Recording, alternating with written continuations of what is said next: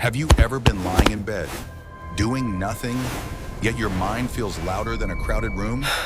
One thought turns into 10. 10 turn into a storm. And before you know it, you're stuck inside your own head. This isn't thinking. This is something darker, and most people don't realize it until it's too late. It always starts small. You replay a conversation, something you said, something you could have said better. At first it feels smart, like you're analyzing, like you're improving, but then it doesn't stop. One thought becomes a loop, and that loop refuses to let you sleep. You imagine outcomes that never happen. You prepare for conversations that may never come. You fight arguments that exist only in your imagination. And here's the scary part. Your body reacts as if it's all real. Your chest tightens, your breathing changes. Your mind starts looking for problems, even where none exist.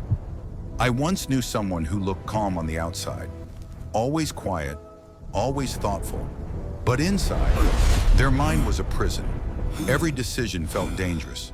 Every silence felt like rejection. Every delay felt like failure. They weren't lazy. They weren't weak. They were overthinking. And overthinking doesn't just steal peace. It slowly steals confidence, sleep, and clarity. The worst part? The mind convinces you it's protecting you, that if you think enough, you'll be safe.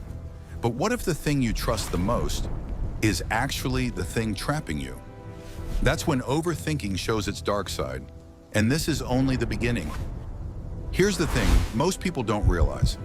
Your brain doesn't just think, it traps. Every what if you entertain, every scenario you imagine, your brain treats it like a real threat. It doesn't care if it's fake. It doesn't care if nothing happened. It only cares about predicting danger. That's why overthinking feels compulsive. Your mind is convinced that if you analyze enough, you can avoid mistakes, rejection, or failure.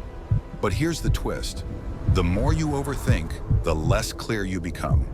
The more you rehearse problems that never exist, the more real-life decisions feel risky. It's like your brain built a safe zone. But that zone is a cage. And the worst part? The brain enjoys the familiarity of worry, even if it hurts, even if it steals your peace. So you keep returning night after night, thought after thought. Ever wonder why you can't stop? Why even simple choices feel like life or death? It's not weakness, it's not laziness, it's your own mind, keeping you trapped. And this trap only deepens if you don't realize how it feeds itself. It starts subtly. You miss a text. You replay it 100 times. What did they mean? Why didn't they reply? At first, it's just annoying, but then it spreads. You overthink every decision, every word, every gesture, every tiny mistake becomes a catastrophe in your mind. Sleep disappears, confidence fades, even simple tasks feel heavy. I remember someone, let's call them Alex. They used to be confident, spontaneous, even happy. Then overthinking came, like a shadow. They second-guessed everything, avoided social events, missed opportunities, even friendships, strained under imagined slights. And here's the frightening part. The mind convinces you it's helping. I'm just being careful, it says. I'm avoiding mistakes. But the truth? It's slowly stealing life.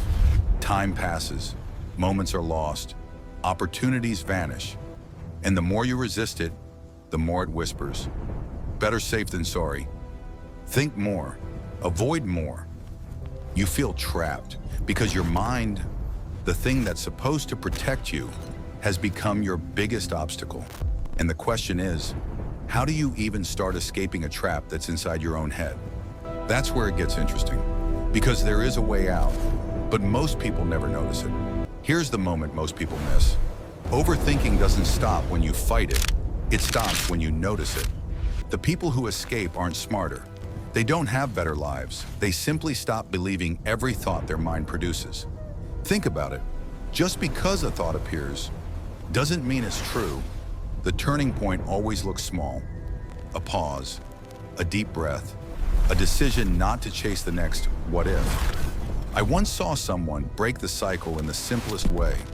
When their mind started racing, they asked one question: is this happening right now, or only in my head?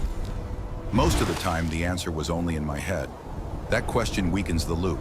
Action strengthens reality. You move your body. You do one small task. You speak instead of rehearsing.